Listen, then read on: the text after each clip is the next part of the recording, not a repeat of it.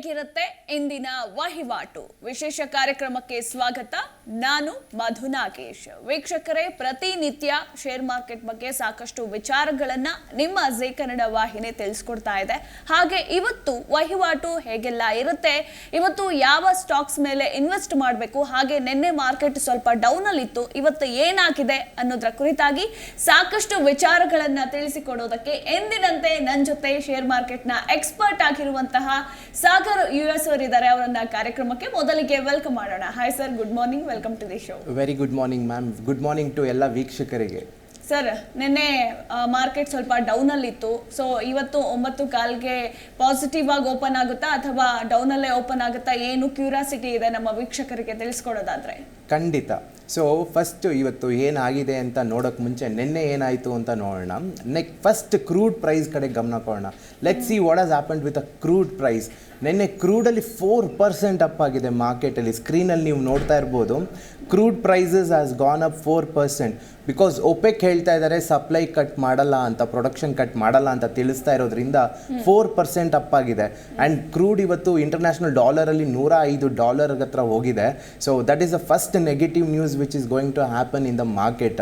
So ಕಮಾಡಿಟೀಸಲ್ಲಿ crude is going up. Next ಇವಾಗ positive ಆಗಿ ಯಾವುದು ಟ್ರೇಡ್ ಆಗ್ತಿದೆ ಎಕ್ಸ್ಚೇಂಜ್ ಅಂತ ನೀವು ನೋಡಿದ್ರೆ, ಈಗ ನೀವು ಯಾವ್ದು ನೋಡ್ಬೋದು ಅಂದರೆ ಜಾಪನೀಸ್ ಮಾರ್ಕೆಟ್ ನೋಡ್ಬೋದು. ಜಾಪನೀಸ್ ಮಾರ್ಕೆಟ್ ಖಂಡಿತ ಇವಾಗ ಸದ್ಯಕ್ಕೆ ಸ್ವಲ್ಪ ಪಾಸಿಟಿವ್ ಆಗಿದೆ. ಪಾಸಿಟಿವ್ ಆಗಿ ಅಂದರೆ 1% ಅಪ್ ಇದೆ. ನಿನ್ನೆ ಲಾಸ್ಟ್ ಫ್ರೈಡೆಯಿಂದ it was a blood bath in the market. ಅಂದರೆ full it was closed in a red colour. Indian markets ಕೂಡ ಅದೇ ಆಯಿತು. ನಿನ್ನೆ ನಾನು ನಿಮ್ಗೆ ಹೇಳ್ದಂಗೆ ಏನಾಗಿದೆ ಅಂದರೆ ಫಸ್ಟು ಗ್ಯಾಪ್ ಡೌನ್ ಆಯಿತು. ಗ್ಯಾಪ್ ಡೌನ್ ಆದಮೇಲೆ ಮಾರ್ಕೆಟ್ ತಿರ್ಗಾ ಅಪ್ ಆಯಿತು. ಅಪ್ ಆಗಿ ಅಲ್ಲೇ ಸ್ಟೇಬಲ್ ಆಗಿ ಕಂಟಿನ್ಯೂ ಆಗ್ತಿತ್ತು. ಹಾಗೂ ನಿನ್ನೆ ಹೇಳ್ದಂಗೆ 2 ಗಂಟೆ ಮೇಲೆ the entire Indian exchange was only focused on Reliance AGM ಇರೋದ್ರಿಂದ AGMದು ರಿಲಯನ್ಸ್ ಸ್ಟಾಕ್ ಮೇಲೆ ಗಮನ ಇತ್ತು. ಖಂಡಿತ ನೀವು ನಿನ್ನೆ ಹೇಳಿರ್ಬೋದು, ನಾನು ನಂಬರ್ ನಿಮ್ಗೆ ಹೇಳಿದ್ದೆ. On up side on the down side both the numbers ನಿಮ್ಗೆ ತಿಳಿಸ್ಕೊಟ್ಟಿದ್ದೆ ರಿಲಯನ್ಸ್ದೇನು ಅಂತ. ಅಪ್ ಸೈಡಲ್ಲಿ ಹೇಳಿದ್ದೆ 2660, ಡೌನ್ ಸೈಡಲ್ಲಿ ಹೇಳಿದ್ದೆ 2565 ಅಂತ. ನೀವು ಇಲ್ಲಿ ಚೆಕ್ ಮಾಡ್ಬೋದು ಈಗ ಸ್ಕ್ರೀನ್ ಮೇಲೆ ರಿಲಯನ್ಸ್ ಏನು ಆಗಿದೆ ಅಂತ ನಿನ್ನೆ. So that we can understand what was a prospect of Reliance data clues ಇರೋದ್ರಿಂದ ಅಂತ. ನೋಡಿ, ನಿನ್ನೆ ರಿಲಯನ್ಸ್ ಸ್ಟಾಕ್ ಎಕ್ಸಾಕ್ಟಾಗಿ ಸ್ಕ್ರೀನಲ್ಲಿ ಈಗ ಝೂಮ್ ಇನ್ ಮಾಡ್ತೀನಿ, ಸ್ವಲ್ಪ ಕರ್ಸರ್ ಇಲ್ಲಿರುತ್ತೆ, ಲಾಸ್ಟ್ ಕ್ಯಾಂಡಲ್ ನೋಡ್ಬೋದು ನೀವು. ಎಕ್ಸಾಕ್ಟ್ ನಿನ್ನೆ 2655. ನಾವು ನಿನ್ನೆ ಹೇಳಿದ್ದು 2660 ಮೇಲೆ ಮಾತ್ರ ಬೈಯಿಂಗ್ ಬರುತ್ತೆ ಅಂತ. ನೋಡಿ, 655ಕ್ಕೆ ಮಾಡಿ ಅಲ್ಲಿಂದ ಡೌನ್ ಆಯಿತು. ತಿರ್ಗಾ ಎಲ್ಲಿವರೆಗೂ ಡೌನ್ ಆಯಿತು? 2578. ನಮ್ಮ ನಂಬರ್ ಇದ್ದಿದ್ದು 2560. ಸೊ ಎಕ್ಸಾಕ್ಟ್ ಆ ರೇಂಜಲ್ಲಿ ಟ್ರೇಡ್ ಆಗಿದೆ ನಿನ್ನೆ. ಸೊ ಇವಾಗ ರಿಲಯನ್ಸ್ AGM ಏನು ಮಾಡಿದೆ ಅಂತ ನಿಮಗೆ ತಿಳಿಸ್ಬೇಕು ಅಂದರೆ, ಫಸ್ಟ್ ಆ್ಯಂಡ್ ಫಾರ್ಮೋಸ್ಟ್ ಏರ್ಟೆಲ್ ಬಂದುಬಿಟ್ಟು 4 ಲಕ್ಷ ಕೋಟಿಯ ಕಂಪನಿಯ ಮಾರ್ಕೆಟ್ ಕ್ಯಾಪ್. ರಿಲಯನ್ಸ್ 5Gಗೆ 2 ಲಕ್ಷ ಕೋಟಿ ಇನ್ವೆಸ್ಟ್ ಮಾಡ್ತಾ ಇದ್ದಾರೆ. ಡಿಸೆಂಬರ್ 2023 ಒಳಗೆ ಪ್ರತಿ ಡಿಸ್ಟ್ರಿಕ್ಟ್, ಪ್ರತಿ ರಾಜ್ಯದಲ್ಲಿ ಎಲ್ಲ ಕಡೆ 5G ಬರ್ತಿದೆ. 5G ಬರ್ತಿದ್ರೆ ಅದು ನೆಕ್ಸ್ಟ್ 10 ಟೈಮ್ಸ್. ಏನು madam? 5G network it will start from the ದೀಪಾವಳಿಯಿಂದ ಶುರು ಆಗುತ್ತೆ.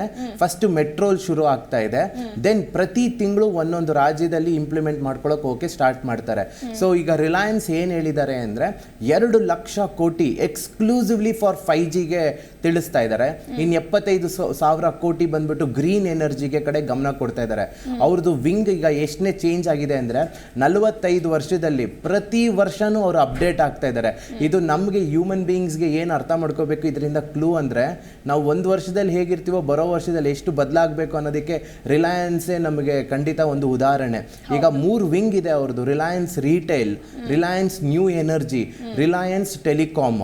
ಈ 3ರಲ್ಲೂ 2,75,000 ಕೋಟಿ ಇನ್ವೆಸ್ಟ್ ಮಾಡ್ತಾ ಇದ್ದಾರೆ. ಸೊ ಇದು ಖಂಡಿತವಾಗ್ಲೂ the biggest tax payer of India Reliance. So ನಿನ್ನೆ ರಿಲಯನ್ಸಿನ ನಂಬರ್ಸ್ ನೋಡಿದ್ರೆ ಎಲ್ಲ brokerage companies, the domestic brokerage company ಆಗ್ಬೋದು ಹಾಗೂ ಇಂಟರ್ನ್ಯಾಷನಲಲ್ಲಿರೋ ಎಲ್ಲ ರೆಪ್ಯೂಟೆಡ್ ಬ್ರೋಕರೇಜ್ ಕಂಪನೀಸು ಈಗ ಸ್ಟಾಕ್ ಪ್ರೈಸ್ ಬಂದ್ಬಿಟ್ಟು 2600 ಇದೆ. ಅವ್ರು ಏನು ಹೇಳಿದ್ದಾರೆ ಅಂದರೆ, ಇನ್ನು ನೆಕ್ಸ್ಟ್ 12 ಮಂತ್ಸ್ಗೆ it will be the target around 3000 to 3500 ಅಂತ ಎಲ್ಲ ಅನಲಿಸ್ಟ್ಗಳು ತಿಳಿಸ್ತಾ ಇದ್ದಾರೆ. So that comes to around 25% to 30% ಐಕ್ ಇರುತ್ತೆ ಅಂತ.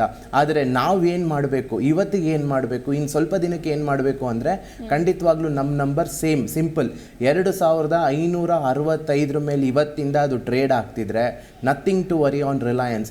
2565 ನಂಬರ್ ಕೆಳಗಡೆ ಏನಾದರೂ ಟ್ರೇಡ್ ಆಗೋಕ್ಕೆ ಶುರು ಆದರೆ ನೀವು ಯಾವುದೇ ಕಾರಣಕ್ಕೂ ಶಾರ್ಟ್ ಟರ್ಮಲ್ಲಿ ಪಾಸಿಟಿವ್ ಆಗಿ ಇರೋಕ್ಕಾಗಲ್ಲ. ಇದು ಇವತ್ತಿನ ರಿಲಯನ್ಸಿನ ಮ್ಯಾಜಿಕ್ ನಂಬರು 2565. 2565 ಕೆಳಗಡೆ ಕಮ್ಮಿ ಆಗಿ ಟ್ರೇಡ್ ಆಗ್ತಿದ್ರೆ ಹಾಗೂ ಕ್ಲೋಸ್ ಆಗೋಕ್ಕೆ ಶುರು ಆದರೆ, ಯಾಕಂದರೆ ನಾಳೆ ಮಾರ್ಕೆಟ್ ಕ್ಲೋಸ್ ಇದೆ, ಇವತ್ತು ಗೌರಿ ಹಬ್ಬ ಇರೋದ್ರಿಂದ ನಾಳೆ ಗಣೇಶ ಹಬ್ಬಕ್ಕೆ ನಾಳೆ ಮಾರ್ಕೆಟ್ ಕ್ಲೋಸ್ ಇದೆ.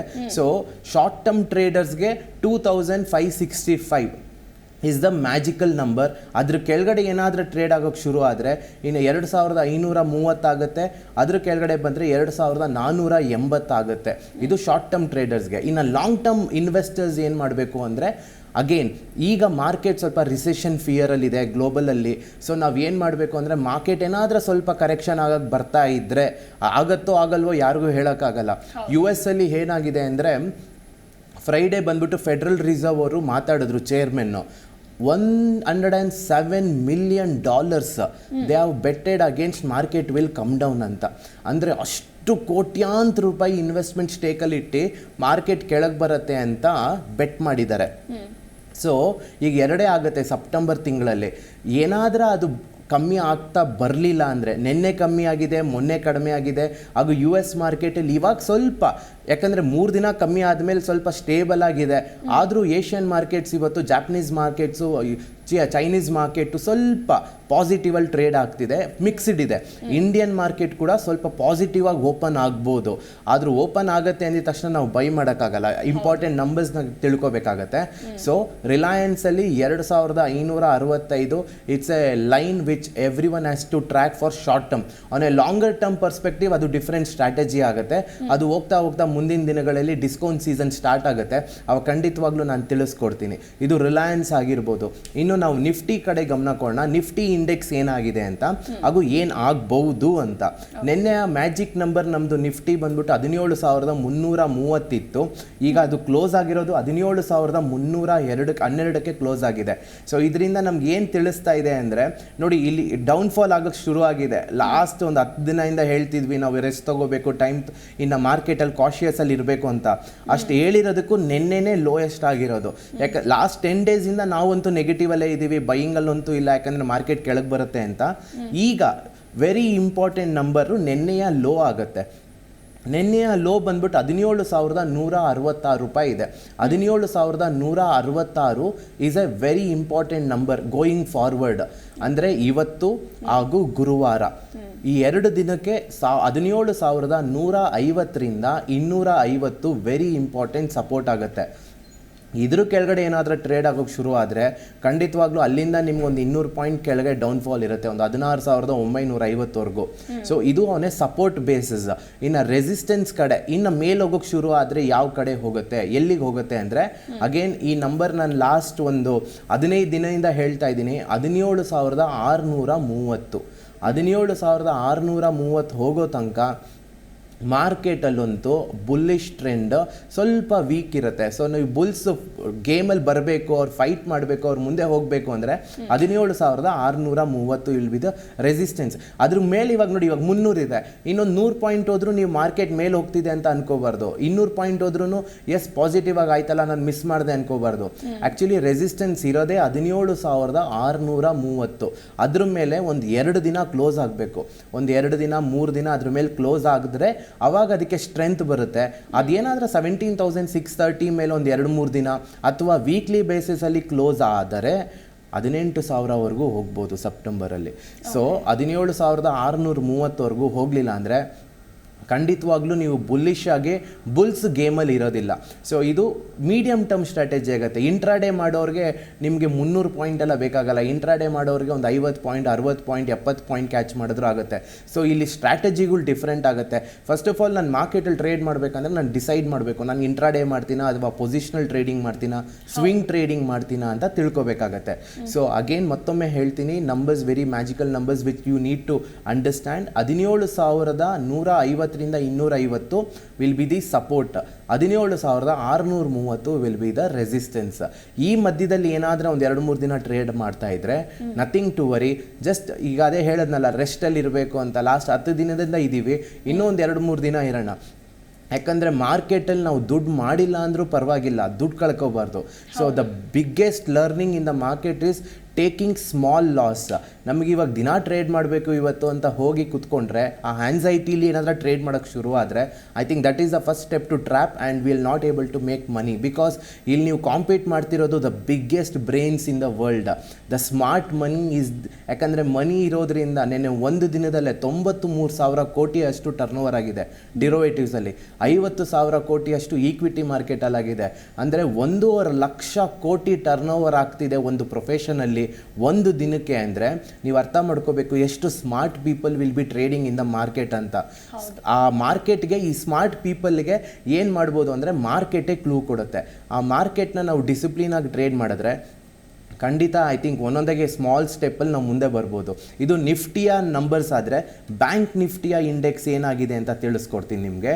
ಬ್ಯಾಂಕ್ ನಿಫ್ಟಿ ಎಕ್ಸಾಕ್ಟ್ ನಂಬರ್ ಎಲ್ಲಿ ಕ್ಲೋಸ್ ಆಗಿದೆ ನಿನ್ನೆ ಅಂದರೆ 38,276ಕ್ಕೆ ಕ್ಲೋಸ್ ಆಗಿದೆ.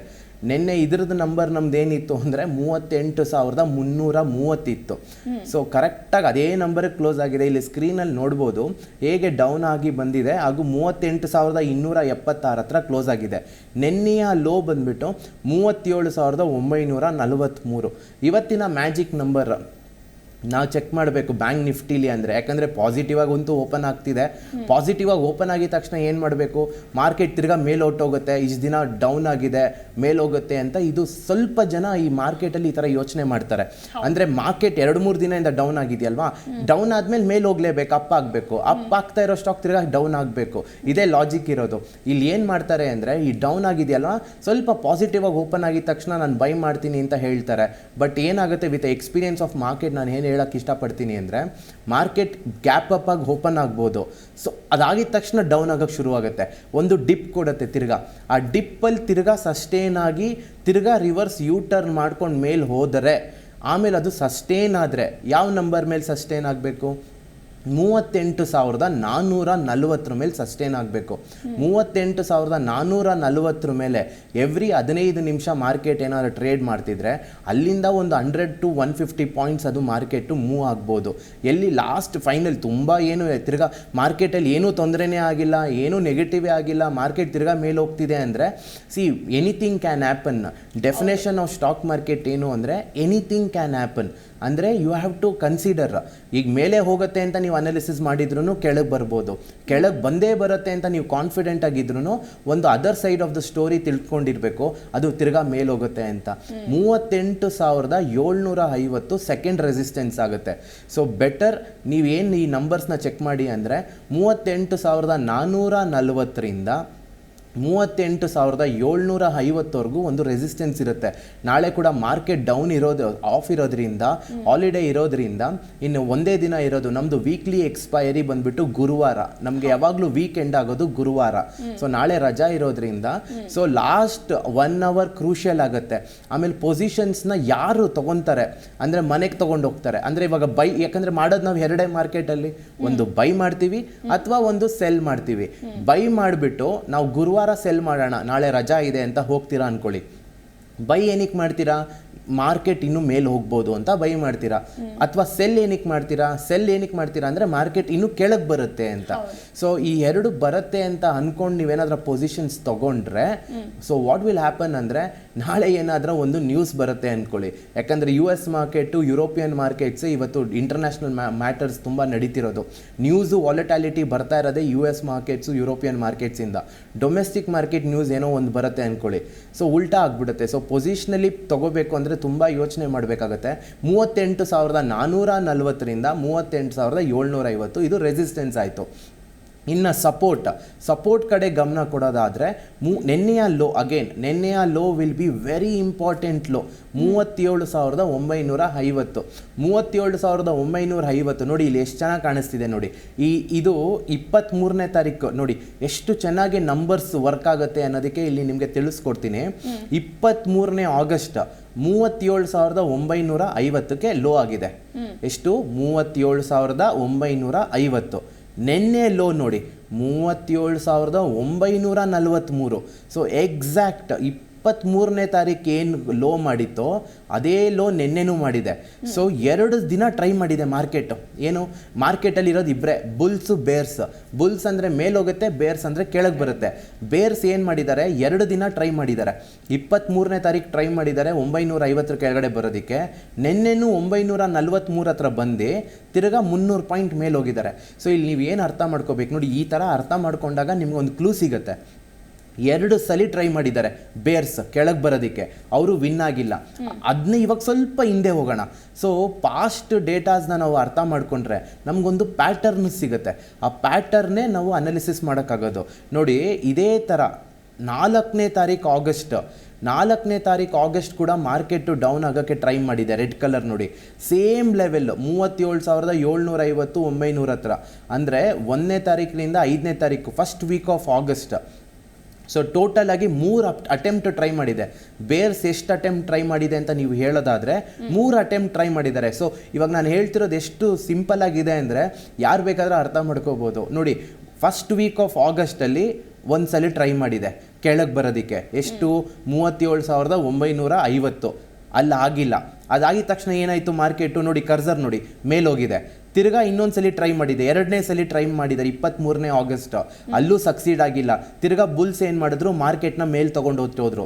ತಿರ್ಗಾ ನೋಡಿ, ನೆನ್ನೆ ಬೇರ್ಸು ತಿರ್ಗಾ ಟ್ರೈ ಮಾಡಿದ್ದಾರೆ 37,950 ಕೆಳಗಡೆ ಬರೋದಕ್ಕೆ. ಸೊ ಆಗಸ್ಟ್ ಮಂತಲ್ಲಿ 3 ಸಲ ಟ್ರೈ ಮಾಡಿದ್ದಾರೆ ಬೇರ್ಸ್. ಗೆದ್ದಿದ್ದಾರಾ? ಇಲ್ಲ, ಗೆದ್ದಿಲ್ಲ. ಬುಲ್ಸ್ ಗೆದ್ದಿದ್ದಾರೆ. ಬುಲ್ಸ್ ಮೇಲೆ ತೊಗೊಂಡು ಹೋಗ್ತಾ ಇದ್ದಾರೆ. ಈಗ ಅರ್ಥ ಮಾಡ್ಕೋಬೇಕಾಗಿರೋದಿಷ್ಟೇ, 3 ಸಲ ಸೋತಿರೋರು ನೆಕ್ಸ್ಟ್ ಟೈಮ್ 37,950 ಕೆಳಗಡೆ ಬಂದರೆ ಕಾಮನ್ ಸೆನ್ಸ್ ಏನು ಹೇಳುತ್ತೆ ಅಂದರೆ ಖಂಡಿತವಾಗ್ಲೂ ಅಲ್ಲಿಂದ ಒಂದು 500 ಪಾಯಿಂಟ್ ಕೆಳಗೆ ಬರ್ತಾರೆ. ಈಗ ನೀವು ಅಲ್ಲಿವರೆಗೂ ಪೇಷನ್ಸಾಗಿ ಕಾಯಬೇಕು. 37,950 ಅಂದರೆ ಮಾರ್ಕೆಟಲ್ಲಿ ನೀವು 2 ಕಡೆನೇ ಇರ್ಬೋದು. ಐದರ್ ನೀವು ಬುಲ್ಸ್ ಕಡೆ ಇರಬೇಕು ಅಥವಾ ಬೇರ್ಸ್ ಕಡೆ ಇರಬೇಕು. ಬೇರ್ಸ್ ಕಡೆ ಬರೋದು ಇವಾಗ ಯಾವ ನಂಬರ್ ಕಡೆ ಬರ್ಬೇಕು ಹೇಳಿ? ನಮ್ಮ ವೀಕ್ಷಕರಿಗೆ ಇವತ್ತು ಕ್ಲೀನಾಗಿ ಅರ್ಥ ಆಗಿದೆ ಅಂತ ಅನ್ಕೊತೀನಿ. 37,950 ಕೆಳಗಡೆ ಬಂದರೆ ಬೇರ್ಸ್ ಸ್ವಲ್ಪ ವಿನ್ನಿಂಗ್ ಪೊಸಿಷನ್ ಇರ್ತಾರೆ, ನಾವು ಅವ್ರ ಜೊತೆ ಇರಬೇಕಾಗತ್ತೆ. ಅದೇ ಇನ್ನು ಮೇಲೆ ಯಾವ ಕಡೆ ಬುಲ್ಸ್ ಬರಬೇಕು ಅಂದರೆ ಗೇಮ್ಗೆ ಬರಬೇಕು, ಅವರು ನೆಕ್ಸ್ಟು ಒಂದು ಅಪ್ ಮೂವ್ ತೊಗೊಂಡು ಹೋಗ್ತಾರೆ ಅಂದರೆ ಅವನೇ ಲಾಂಗರ್ ಟರ್ಮ್ ಸ್ಟ್ರಾಟಜಿ ಹೇಳ್ತಾ ಇದ್ದೀನಿ. 39,350 ಅಂದರೆ ಇನ್ನೂ 1000 ಪಾಯಿಂಟ್ ಇದೆ. ಇನ್ನೂ 1000 ಪಾಯಿಂಟ್ ಇದೆ ಬುಲ್ಸ್ಗೆ ಇನ್ನೂ ಗೇಮಿಗೆ ಬರೋದಕ್ಕೆ. ಸೊ ಈಗ 38,550 ಇಂದ 390ವರೆಗೂ ಬರೋ ತನಕನೂ ಸ್ವಲ್ಪ ಲಾಜಿಕಲಿ ಈ ಕಡೆ ಆ ಕಡೆ ಆಡ್ತಾ ಇರುತ್ತೆ, ಟ್ರೇಡ್ ಆಗ್ತಾ ಇರುತ್ತೆ ಮಾರ್ಕೆಟ್. ಇಂಥ ಟ್ರೇಡ್ ಮಾಡೋ ಟೈಮಲ್ಲಿ ನೀವು ಹುಷಾರಾಗಿ ನೋಡ್ಕೊಂಡು ಮಾಡಿದ್ರೆ ಖಂಡಿತವಾಗ್ಲೂ ಹೆಲ್ಪ್ ಆಗುತ್ತೆ. ಸೊ ಅವನ ಅಪ್ಸೈಡ್ ರೇಂಜ್ ಇವತ್ತಿಗೆ 2 ನಂಬರ್ಸ್ ಹೇಳಿದ್ದೀನಿ. ಒಂದು ಮೀಡಿಯಮ್ ಟರ್ಮ್ ಹೇಳಿದ್ದೀನಿ, ಒಂದು 4 ದಿನ 5 ದಿನಕ್ಕೆ, ಅದು 39,350. ಅದ್ರ ಮೇಲೆ ಹೋದ್ರೇ ಬುಲ್ಸ್ ಬರೋದು. ಇವತ್ತಿನ ರೇಂಜ್ ಬಂದುಬಿಟ್ಟು 38,440. ಅದ್ರ ಬಿಟ್ಟರೆ ನೆಕ್ಸ್ಟು 750. ಬೆಟರ್ 38,750 ಮೇಲೆ ಹೋಗೋ ತನಕನೂ ನೀವು ಮಾರ್ಕೆಟಲ್ಲಿ ಬುಲ್ಸ್ಗೆ ಇನ್ನೂ ಸ್ಟ್ರೆಂತ್ ಇರಲ್ಲ. ಸ್ಟ್ರೆಂತ್ ಇಲ್ದಿರೋ ಜಾಗದಲ್ಲಿ ನಾವು ಬೈ ಮಾಡಿದ್ರೆ ನಾವು ಸಿಗಾಕೊಂಡ್ರೆ ಅರ್ಥ ಏನು ಅಂದರೆ ಲಾಸ್ನ ಫೇಸ್ ಮಾಡ್ತೀವಿ. ಸೊ ಇದು ಬ್ಯಾಂಕ್ ನಿಫ್ಟಿಯ ಲೆವೆಲ್ಸ್ ಆಯಿತು. ಇನ್ನು ನಿಫ್ಟಿಯ ಲೆವೆಲ್ಸ್ ಆಯಿತು. ನ್ಯೂಸ್ ಕಡೆ ಗಮನ ಕೊಡಬೇಕು ಇವತ್ತೊಂದು ಅಂದರೆ, ನ್ಯೂಸ್ ಫಾರ್ ದ ಡೇ ಗಮನ ಕೊಡಬೇಕು ಅಂದರೆ ನೋಡಿ, the biggest employer is Reliance industry. 2,75,000 ಕೋಟಿ ಅಷ್ಟು ಇನ್ವೆಸ್ಟ್ ಮಾಡ್ತಾ ಇದ್ದಾರೆ. ಅದೇ ಥರ ಆದಿತ್ಯ ಬಿರ್ಲಾ, ಕುಮಾರಮಂಗಳಂ ಬಿರ್ಲಾ ಇದ್ದಾರೆ ನೋಡಿ, ಅವ್ರದ್ದು ಗ್ರಾಸಿಮ್ ಕಂಪನಿ. ನೆನ್ನೆ ಅವ್ರದ್ದು AGM ಇತ್ತು. ಅವರು 75 ವರ್ಷ ಆಯಿತು ಅವ್ರ ಕಂಪನಿ ಶುರು ಮಾಡಿ. ರಿಲಯನ್ಸ್ದು 45 ವರ್ಷ ಆಯಿತು. ಆದರೆ ನೋಡಿ, ನೆನ್ನೆ ಇವ್ರದ್ದು ಬಿರ್ಲಾ ಗ್ರಾಸಿಮ್ದು ನಾವು ಕವರೇಜ್ ಅಷ್ಟು ನೋಡೋಕ್ಕಾಗಿರಲಿಲ್ಲ. ಅವರು ಏನು ಹೇಳ್ತಾ ಇದ್ದಾರೆ ಅಂದರೆ 3,000 ಕೋಟಿ ಅಷ್ಟು ಇನ್ವೆಸ್ಟ್ ಮಾಡ್ತಾ ಇದ್ದಾರೆ ಅವರ ಕಂಪನಿನ ಮಾಡರ್ನೈಸ್ ಮಾಡೋದಕ್ಕೆ, ಹೊಸ ಪ್ರಾಡಕ್ಟ್ಸ್ನ ಇಂಟ್ರಡ್ಯೂಸ್ ಮಾಡೋದಕ್ಕೆ. ಅವರು ಪೇಂಟ್ ಇಂಡಸ್ಟ್ರಿಗೆ ಬರ್ತಾ ಇದ್ದಾರೆ. ಯಾರು? ಗ್ರಾಸಿಮ್ ಅವರು, ಬಿರ್ಲಾ ಗ್ರೂಪ್ ಅವರು ತಿರ್ಗಾ ಪೇಂಟ್ ಇಂಡಸ್ಟ್ರಿಗೆ ಎಂಟ್ರಿ ಆಗ್ತಾ ಇದ್ದಾರೆ.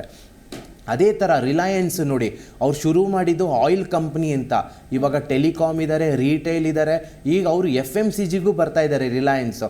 ಸೊ ಈಗ ಪೇಂಟ್ ಇಂಡಸ್ಟ್ರಿಗೆ ಗ್ರಾಸಿಮ್ ಬರ್ತಿದೆ. ಈ ಗ್ರಾಸಿಮ್ ಪೇಂಟ್ ಇಂಡಸ್ಟ್ರಿಗೆ ಬರ್ತಿದ್ರೆ ಎಕ್ಸಿಸ್ಟಿಂಗ್ ಪೇಂಟ್ ಇಂಡಸ್ಟ್ರಿಲಿ ಇರ್ತಾರೆ ನೋಡಿ, ಅವ್ರಿಗೆ ಇದೊಂದು ಒತ್ತಡ ಆಗುತ್ತೆ. ಯಾಕಂದರೆ ಮಾರ್ಕೆಟ್ಗೆ ಹೊಸ ಪ್ಲೇಯರ್ ಬಂದರೆ ಎಕ್ಸಿಸ್ಟಿಂಗ್ ಪ್ಲೇಯರ್ಸ್ಗೆ ಸ್ವಲ್ಪ ಪ್ರಾಫಿಟಬಿಲಿಟಿ ಕಡಿಮೆ ಆಗುತ್ತೆ. ಸೊ ಪೇಂಟ್ ಸೆಕ್ಟರಲ್ಲಿ ನೀವು ಅದೊಂದು ಚೆಕ್ ಮಾಡಬೇಕಾಗತ್ತೆ, ಗ್ರಾಸಿಮ್ ಸ್ಟಾಕ್ಸ್ನ ನೋಡಬೇಕಾಗತ್ತೆ.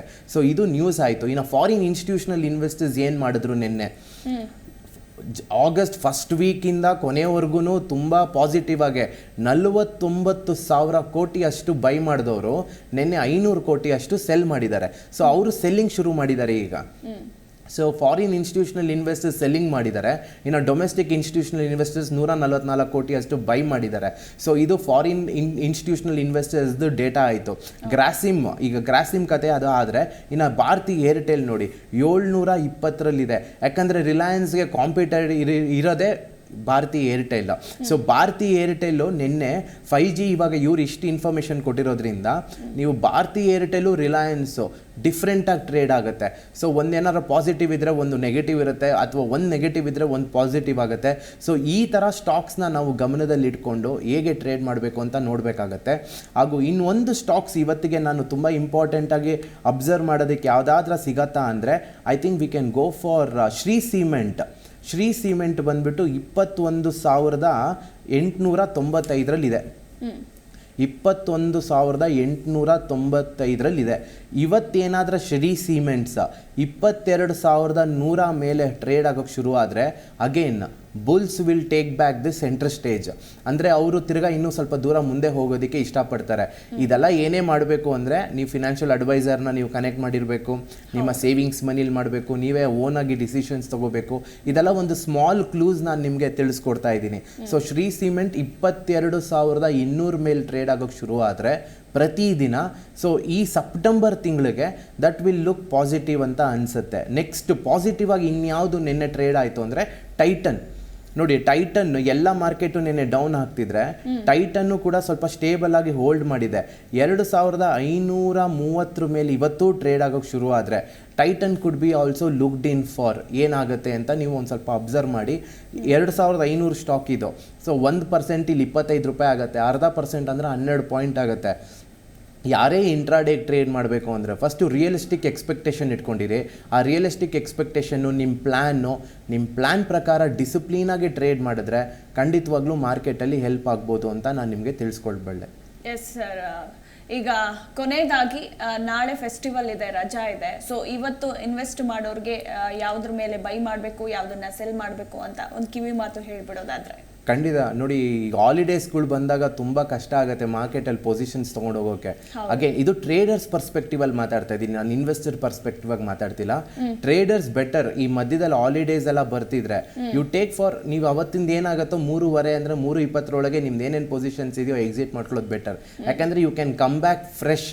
ಗುರುವಾರ ಬೆಳಗ್ಗೆ ನಿಮ್ಗೆ ಹೊಸ ಪೊಸಿಷನ್ಸ್ ತೊಗೋಬೋದು. ಇದು ಟ್ರೇಡರ್ಸ್ ಪಾಸಿಟಿವ್.